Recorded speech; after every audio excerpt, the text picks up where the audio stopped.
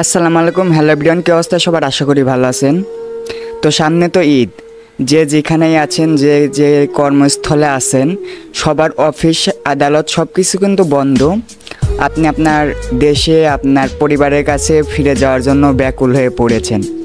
দেন ভাই, আমি ছোট্ট একটা কিছু কথা বলবো আপনাদের, ধৈর্য সহকারে একটু ভিডিওটা দেখবেন, কেউ স্কিপ করবেন না ভিডিওটা।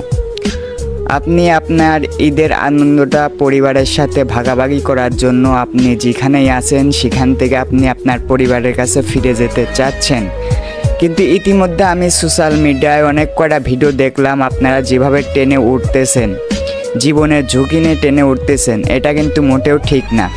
আপনি চাচ্ছেন ঈদের আনন্দটা আপনার পরিবারের সাথে ভাগাভাগি করতে, কিন্তু আপনারা যেভাবে বাড়ি ফেরার জন্য ব্যাকুল, যেরকম পাগল হয়ে গেছেন, আল্লাহ না করুক যদি কোনো একটা দুর্ঘটনা ঘটে, আপনার পরিবারের পাশে কে দাঁড়াবে?